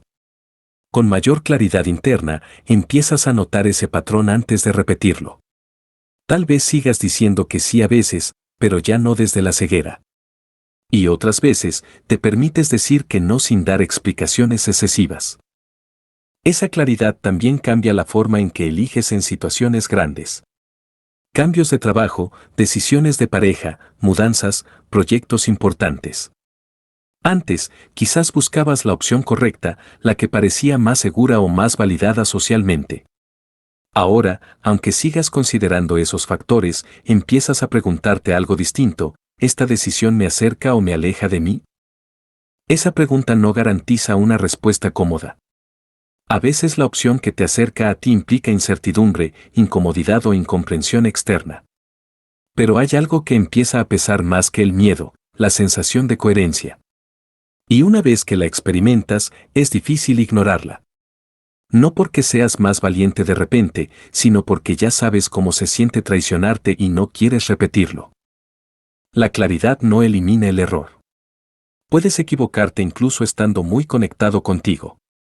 La diferencia es que el error ya no se vive como una negación de quién eres, sino como parte del aprendizaje.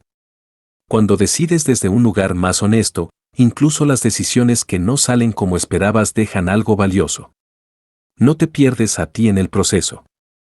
Hay personas que temen esta claridad porque creen que las volverá rígidas o egoístas.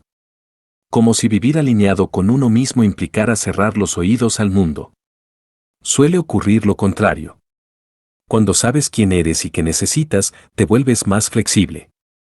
No necesitas defenderte tanto ni justificar cada elección. Puedes escuchar otras perspectivas sin perderte en ellas. La claridad interna también transforma la relación con el tiempo. Dejas de vivir con la sensación constante de urgencia. No porque todo vaya más lento, sino porque ya no corres detrás de cosas que no te representan. Empiezas a distinguir entre lo importante y lo simplemente ruidoso. Y esa distinción libera una enorme cantidad de energía mental.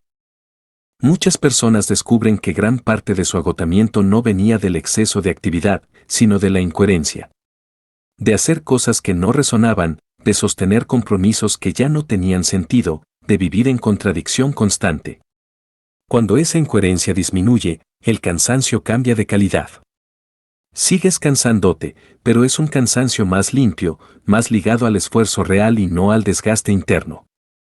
La claridad también afecta la forma en que te relacionas con el dinero y el éxito. Empiezas a preguntarte para qué quieres lo que quieres. No desde la culpa, sino desde la honestidad. Descubres que algunos objetivos ya no te motivan de la misma manera y que otros, más simples o menos visibles, cobran un valor inesperado. No porque renuncies a la ambición, sino porque redefiniste lo que significa para ti vivir bien. En las relaciones, la claridad se manifiesta en límites más claros y en una comunicación más directa. No siempre más fácil, pero sí más sincera. Dejas de esperar que el otro adivine lo que necesitas. También dejas de adaptarte en exceso para no incomodar. Eso puede generar tensiones al principio, sobre todo en vínculos acostumbrados a una versión tuya más complaciente. Pero con el tiempo, esa honestidad suele traer relaciones más reales o, en algunos casos, cierres necesarios. Es importante aclarar que la claridad no llega toda junta. No es un estado permanente al que se accede y del que ya no se sale. Es más bien un músculo que se fortalece con el uso. Cada vez que eliges escucharte un poco más, se afina. Cada vez que te ignoras deliberadamente, se entumece. La buena noticia es que siempre puedes volver a entrenarlo. También hay momentos en los que la claridad parece desaparecer. Etapas de confusión, de cansancio, de ruido externo intenso. Eso no significa que hayas retrocedido al punto de partida. Significa que estás humano. La diferencia es que ahora sabes reconocer la confusión como tal. Ya no la confundes con normalidad. Y esa conciencia te permite atravesarla sin perderte por completo. La claridad que cambia decisiones no te vuelve infalible, pero sí más responsable. Empiezas a asumir que tus elecciones tienen un impacto directo en tu bienestar, en tus relaciones, en tu energía. Ya no puedes decir no sabía con la misma ligereza. Pero esa responsabilidad no es una carga, es una forma de respeto hacia ti. Hay algo profundamente transformador en saber por qué eliges lo que eliges. Aunque la razón no sea perfecta, aunque incluya miedo o duda. Saberlo te devuelve dignidad interna. Dejas de vivir como un efecto colateral de las circunstancias y empiezas a vivir como un participante consciente. Esta claridad también te ayuda a soltar. Soltar proyectos que ya no resuenan, identidades que ya no encajan, expectativas que no te pertenecen. Soltar no siempre es fácil. A veces duele más que empezar algo nuevo. Pero cuando lo haces desde la claridad y no desde la huida, el duelo es distinto. Hay tristeza, sí, pero también hay alivio. Muchas personas creen que conocerse a sí mismas las llevará a una vida más pequeña, más limitada. La experiencia suele ser la contraria. La vida no se vuelve más pequeña, se vuelve más tuya. Y eso, paradójicamente, amplía las posibilidades. Porque ya no estás gastando energía en sostener lo que no eres. La claridad no te aísla del mundo. Te ubica mejor en él. Te permite participar sin disolverte. Aportar sin desaparecer. Elegir sin sentirte culpable por existir. Esa es una forma de madurez que no siempre se reconoce, pero que se siente profundamente. Este capítulo no busca idealizar la claridad como un estado constante de certeza. Busca mostrar su función real, ayudarte a decidir desde un lugar más alineado. No perfecto, no definitivo, pero sí honesto. Esa honestidad es la base de cualquier transformación sostenible. Si hoy sientes que algunas decisiones empiezan a incomodarte más de lo habitual, quizá no sea una señal de que estés haciendo algo mal. Quizás sea una señal de que estás empezando a verte con mayor nitidez. Y cuando eso ocurre, lo que antes pasaba desapercibido ya no puede ignorarse con la misma facilidad. La claridad no siempre te dirá qué camino tomar. Pero casi siempre te dirá cuando un camino no es el tuyo. Y aprender a escuchar esa diferencia, aunque sea poco a poco, cambia la forma en que vives. No porque la vida se vuelva más simple, sino porque empieza a tener más sentido. Capítulo 9. Prácticas simples para una vida más consciente. Después de recorrer ideas, miedos, historias y decisiones, aparece una pregunta inevitable: ¿cómo se vive todo esto en lo cotidiano? No como una filosofía que se admira desde lejos, sino como una práctica que se encarna en los días comunes, en las rutinas, en los momentos que no parecen especiales. Porque si el autoconocimiento no encuentra una forma de habitar la vida diaria, corre el riesgo de quedarse en una comprensión bonita pero estéril. Hablar de prácticas no significa hablar de fórmulas rígidas ni de rituales obligatorios. No se trata de añadir más exigencias a una vida ya cargada, ni de cumplir con una lista para sentirte mejor persona. Las prácticas que sostienen una vida más consciente son, en esencia, espacios. Espacios de atención, de pausa, de honestidad. Pequeños gestos que, repetidos con constancia, cambian la relación que tienes contigo mismo. La primera práctica es quizá la más sencilla y la más resistida: detenerte un momento antes de actuar. No en todas las decisiones, no de forma obsesiva, sino en aquellas donde sabes que sueles reaccionar en automático. Antes de decir que sí, antes de responder un mensaje importante, antes de aceptar un compromiso que te genera una incomodidad leve pero persistente. Ese pequeño intervalo de silencio interno es una práctica en sí misma. En ese espacio, aunque sea breve, puedes preguntarte desde donde estás a punto de actuar. Esa pregunta no necesita una respuesta elaborada. A veces basta con notar una sensación corporal: tensión, apertura, cansancio, entusiasmo. El cuerpo suele ser más honesto que la mente cuando se trata de coherencia. Aprender a escuchar esas señales no requiere entrenamiento sofisticado, solo atención. Y atención es algo que se cultiva volviendo una y otra vez al presente, incluso cuando la mente quiere adelantarse o escapar. Otra práctica fundamental es la escritura honesta. No la escritura para publicar, ni para ordenar ideas de forma elegante, sino la escritura como espacio de encuentro contigo. Escribir sin corregir demasiado, sin intentar sonar bien. Escribir para ver qué aparece cuando no haya audiencia. Muchas personas descubren cosas importantes al escribir porque la mano va más lento que el pensamiento, y en esa lentitud emergen verdades que normalmente se esconden detrás de explicaciones rápidas.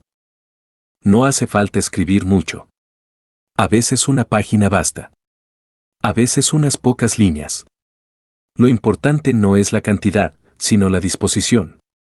Preguntarte, por ejemplo, ¿qué te está pesando últimamente, qué estás evitando, que te está dando energía aunque no se note desde afuera?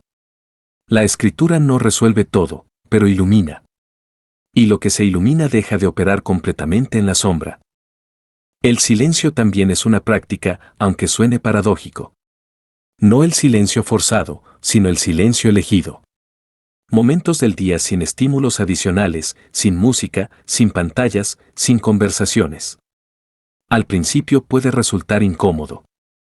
Aparecen pensamientos, inquietudes, impulsos de distraerte. Eso no es un fracaso de la práctica, es parte de ella. El silencio revela el ruido interno que normalmente tapamos. Con el tiempo, esos momentos se vuelven menos amenazantes. No porque desaparezca el ruido, sino porque aprendes a convivir con él sin reaccionar de inmediato.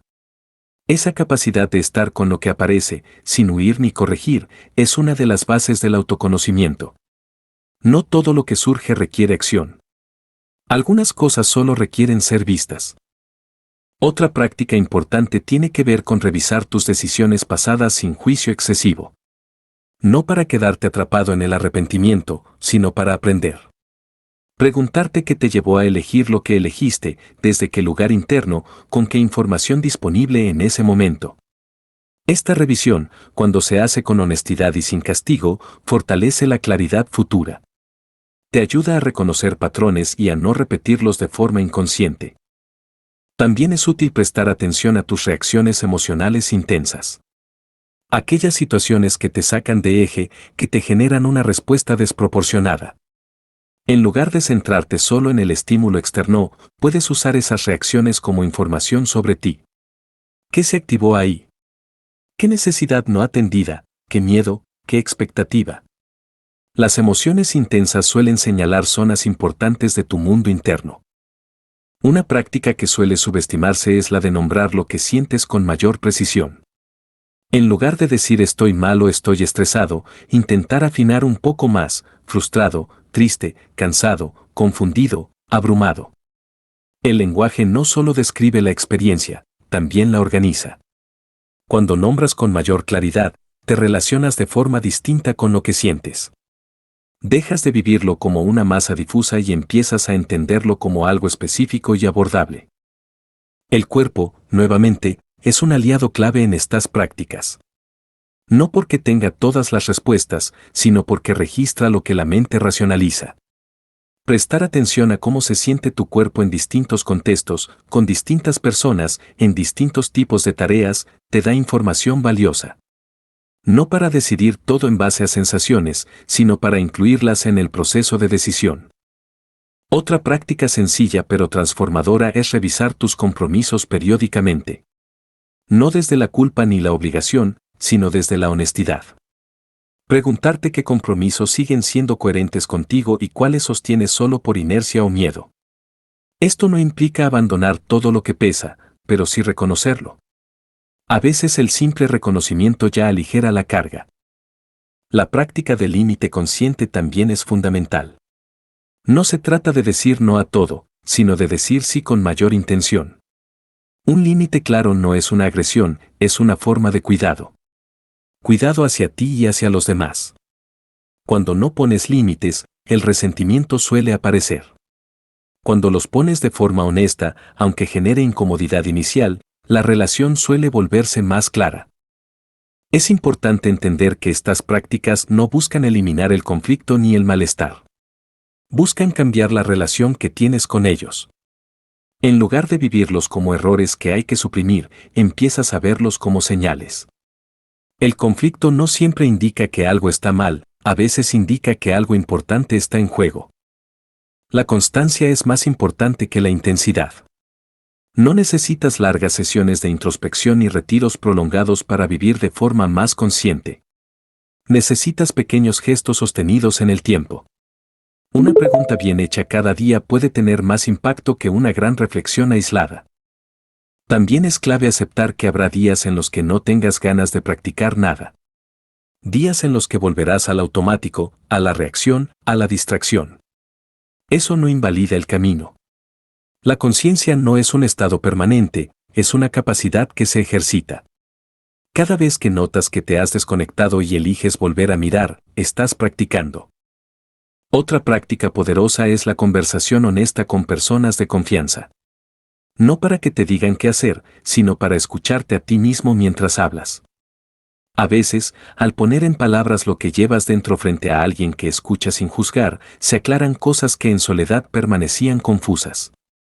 Elegir bien esos espacios y esas personas es parte del cuidado.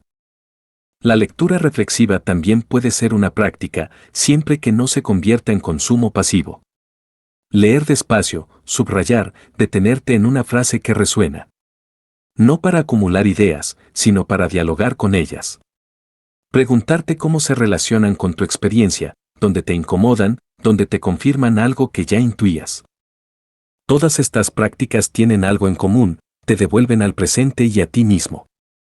No te prometen un estado ideal, pero sí una relación más honesta con tu experiencia.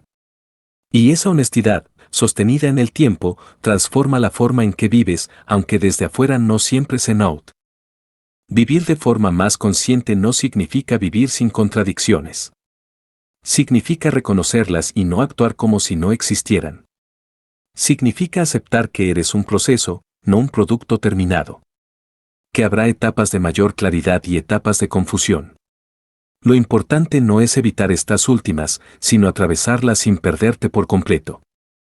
Este capítulo no busca darte una lista cerrada de prácticas.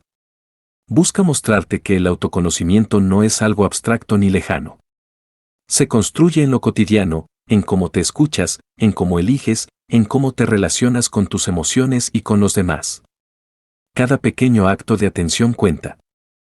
Si eliges incorporar alguna de estas prácticas, hazlo sin exigencia.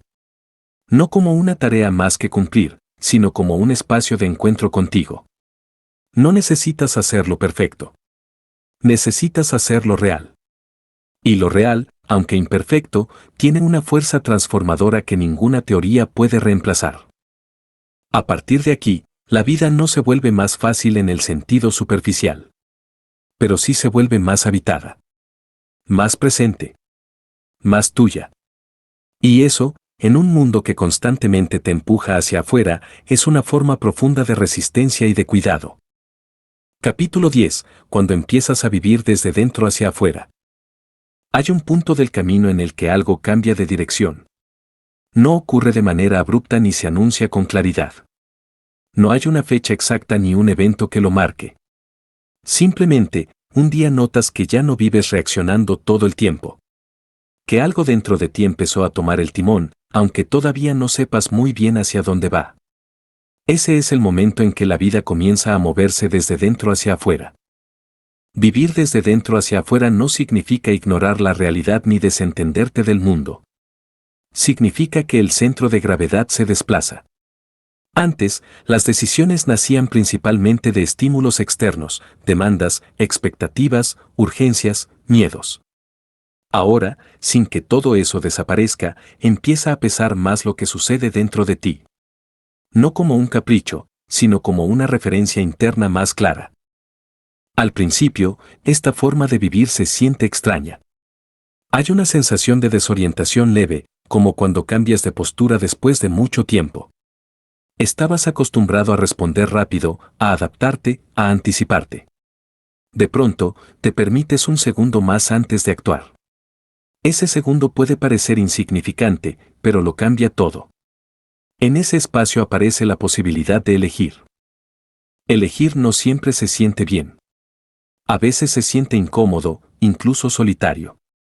Porque cuando empiezas a vivir desde dentro, algunas decisiones dejan de estar avaladas por el consenso externo. No siempre son comprendidas de inmediato. No siempre reciben aplausos. Pero tienen algo que antes faltaba, coherencia interna.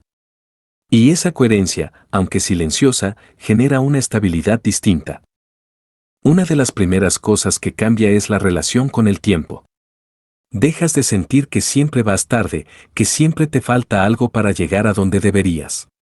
No porque desaparezcan las obligaciones, sino porque ya no te defines únicamente por ellas. El tiempo deja de ser solo un enemigo que hay que vencer y empieza a convertirse en un espacio que puedes habitar con más presencia. También cambia la forma en que experimentas el éxito y el fracaso. Antes, el éxito estaba muy ligado a la validación externa, al reconocimiento, a la sensación de haber cumplido con una expectativa. El fracaso, en cambio, se vivía como una amenaza a tu valor. Cuando vives desde dentro, esas categorías se reordenan. El éxito empieza a medirse también por la fidelidad a ti mismo. El fracaso, aunque siga doliendo, deja de ser una condena y se convierte en información. Esto no significa que dejes de importarte lo que piensan los demás. Significa que ya no es el único criterio. Puedes escuchar opiniones sin perderte en ellas. Puedes recibir críticas sin que definan por completo quién eres. Esa distancia saludable no nace de la indiferencia, sino del autoconocimiento. Cuando sabes quién eres, no necesitas defenderte todo el tiempo. Vivir desde dentro hacia afuera también transforma la relación con el miedo. El miedo no desaparece. Sigue apareciendo ante lo desconocido, ante el riesgo, ante la posibilidad de equivocarte. La diferencia es que ya no es el único motor. Antes, muchas decisiones se tomaban para evitar el miedo. Ahora, algunas se toman a pesar de él. No por valentía heroica, sino por honestidad. Hay una forma distinta de cansancio que aparece en este proceso. No es el cansancio de la incoherencia, sino el cansancio del crecimiento. Es un cansancio que, aunque pesa, no vacía. Porque sabes por qué estás haciendo lo que haces. Ese saber no elimina el esfuerzo, pero le da sentido. Y el sentido cambia la experiencia del esfuerzo. En las relaciones, vivir desde dentro hacia afuera se nota en detalles pequeños pero profundos. Empiezas a decir lo que sientes con más claridad, aunque no siempre con palabras perfectas. Empiezas a escuchar de verdad, no solo para responder. Empiezas a tolerar mejor los silencios y las diferencias. No porque todo sea más fácil, sino porque ya no necesitas actuar un papel para ser aceptado. Algunas relaciones se fortalecen en este proceso. Otras se tensan. No necesariamente porque haya conflicto, sino porque la dinámica cambia. Cuando dejas de adaptarte en exceso, el equilibrio se modifica. Eso puede generar incomodidad, pero también abre la posibilidad de vínculos más honestos. Los que se sostienen desde la autenticidad suelen volverse más profundos. También cambia la relación contigo mismo en los momentos difíciles. Antes, ante un error o una caída, quizá aparecía una voz interna dura, crítica, impaciente. Cuando empiezas a vivir desde dentro, esa voz no desaparece del todo, pero pierde fuerza. Empiezas a tratarte con un poco más de comprensión. No como excusa, sino como base para aprender. Entiendes que castigarte no te hace crecer más rápido, solo te aleja de ti. Hay una serenidad particular que aparece cuando dejas de vivir dividido. No es euforia ni entusiasmo constante. Es una calma sobria, a veces casi imperceptible. Se manifiesta en la forma en que tomas decisiones, en cómo atraviesas la incertidumbre, en cómo sostienes tus límites. Esa serenidad no te protege de la vida, pero te acompaña mientras la atraviesas. Vivir desde dentro hacia afuera también implica aceptar que no siempre sabrás hacia dónde vas. Y eso, paradójicamente, se vuelve menos angustiante. Porque ya no necesitas tener todo claro para avanzar. Confías más en tu capacidad de ajustar el rumbo. Sabes que puedes equivocarte y volver a escucharte. Esa confianza no es arrogancia, es una relación más sólida contigo mismo. Muchas personas creen que este modo de vida las volverá más solitarias. En realidad, suele ocurrir lo contrario. Al dejar de actuar desde máscaras, empiezas a atraer relaciones más alineadas. Personas que conectan contigo no por lo que representas, sino por lo que eres. Esa conexión puede ser menos numerosa, pero más significativa. También hay una forma distinta de responsabilidad que emerge. Ya no puedes culpar completamente a las circunstancias ni esconderte detrás de excusas automáticas. Pero esa responsabilidad no se vive como una carga. Se vive como una posibilidad. La posibilidad de participar activamente en tu propia vida, en lugar de ser solo un espectador reactivo. Vivir desde dentro hacia afuera no te convierte en alguien especial ni iluminado. Te convierte en alguien más presente. Más atento a lo que pasa dentro y fuera. Más capaz de notar cuando te estás alejando y de volver sin dramatizar. Esa capacidad de volver es clave. No se trata de no perderte nunca, sino de reconocerlo antes y regresar con menos violencia interna. Este modo de vivir también cambia la relación con el futuro. Dejas de obsesionarte con planes rígidos y empiezas a pensar en direcciones. Sabes hacia dónde quieres ir en términos de valores, de forma de vivir, de calidad de presencia. El cómo se va construyendo. Esa flexibilidad no es falta de compromiso, es una forma más inteligente de comprometerte. Hay días en los que te preguntas si todo este proceso vale la pena. Días en los que sería más fácil volver al automático, a la adaptación, a la comodidad conocida. En esos momentos, algo dentro de ti recuerda cómo se sentía vivir desconectado. No como un castigo, sino como una referencia. Y esa memoria te ayuda a sostener el camino. Vivir desde dentro hacia afuera no te promete una vida sin conflictos. Te promete una vida con menos traiciones internas. Y eso, aunque no se note desde afuera, marca una diferencia enorme. Porque cuando no estás en guerra contigo, tienes más energía para afrontar lo que venga. Este capítulo no busca describir un estado ideal al que debas aspirar. Busca nombrar una transición. Un movimiento gradual que se da cuando el autoconocimiento deja de ser una idea y empieza a influir en la forma en que vives. No ocurre de un día para otro. Se construye decisión tras decisión, ajuste tras ajuste. Si hoy notas que algo de esto empieza a aparecer en tu vida, aunque sea de forma tímida, préstale atención. No lo fuerces. No lo idealices. Acompáñalo. Vivir desde dentro hacia afuera no es una meta que se alcanza, es una orientación que se renueva. Y aunque el mundo siga siendo ruidoso, incierto y exigente, hay algo profundamente estabilizador en saber que ya no estás viviendo solo en función de lo que viene de afuera. Hay una voz interna más clara. No perfecta, no infalible, pero presente. Y cuando esa voz empieza a guiarte, incluso los caminos difíciles se sienten más tuyos.